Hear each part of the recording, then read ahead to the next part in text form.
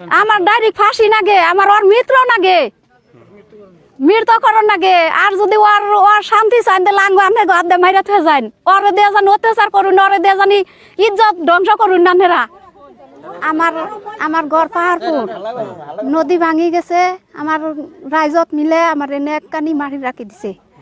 সেই মাটিতে আমার এটা লড়া, এটা 14 বছৰীয়া ছোৱালী লৈ মোৰ মোটাটো বেমাৰী লৈ আহিছোঁ। এই আপিটোৰ নিগে আতিকুল, ৰচিদ, জিন্তু আমাৰ ঘৰত সোমাই মই ডাকি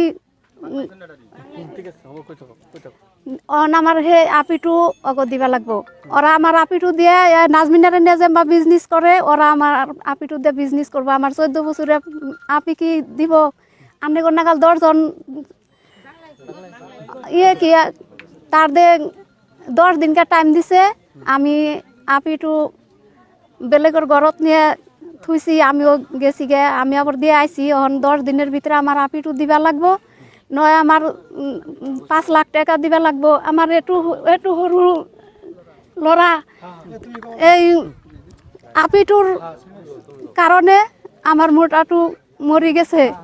অতি ভয় দেখাইছে, আইসে ডাক দিছে, ডরে আমার স্বামীটো মরে গেছে। এই আপিটো আমার মোটাটো মরে গেছে, আপিটো বেলেগর ঘরত, লড়াটো বেলেগর ঘরত। লড়াটো আহিলেই ধরবো। আমার এই আপিটো লড়াটো কি আমার 5 লাখ টাকা দেয়ারবো, তেল না আমার থাকবার দেয় না, আমার মাইরা হালাইব। আমার একবার মারছে নাজমিনারে নগে নই আয়ে, তার বাদে হুনার মালা দাবি করছে। তোর আপিটো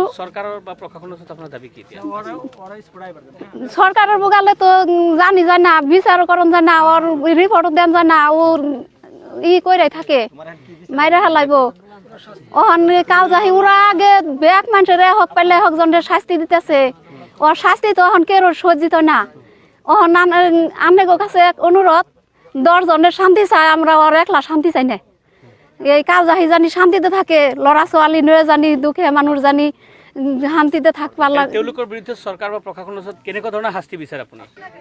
আমার ডাইরেক্ট ফাঁসি নাগে, আমার ওর মিত্র নাগে, মৃতকরণ নাগে। আর যদি ওর ওর শান্তি চান দিলে আঙ্গ আপনি ঘর দিয়ে মাইরা থয়ে যান, ওরে দিয়ে জানি অত্যাচার করুন, ওরে দিয়ে জানি ইজ্জত ধ্বংস করুন নানেরা।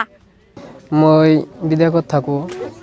মোৰ দেউতাটো আছিল, বেৰাম আছিল, ইয়াতে মাটিখিনি ৰাখছোঁ। মোক ঘৰখন ভাংছে, আগতে ব্ৰহ্মপুত্ৰ নদীত ভাংছে, ইয়াতে মাটিখিনি ৰাখি ঘৰ বাৰী বনাইছোঁ। বনাৰ পিছত মোৰ দেউতাটো মৰি গৈছে। মৰাৰ পিছতে মোৰ মা অকলে থাকে, মইতো বিদায় কৰি থাকোঁ। মোৰ সৰু ভণ্টি আছিল, তাই জিন্তু দা তাক চাই। মোক মাক ফোন মাৰছে যে এনেকুৱা এনেকুৱা কৰি আছে, তাক দিম নেকি? আমি বললাম, মই কৈছোঁ যে তাক দিলে কেনে হ'ব, নাজমিনাক লৈ এনেকৈ নিৰ্যাতন কৰি আছে। তাৰপিছতে মই কৈছোঁ নিদিওঁ তাক। তাই কি কৰিছে, তাই মোক মাক কৈছে ডাকি আনি, ৰাতি গৈছে মোৰ ঘৰত। আতিকুল গৈছে আৰু ৰচিদ গৈছে আৰু জিন্তু দা গৈখিনি মাক উঠাইছে। উঠাৰ পিছত কৈছে তোৰ ছোৱালীক দিবা লাগব, 1 সপ্তাহ টাইম দিলোঁ।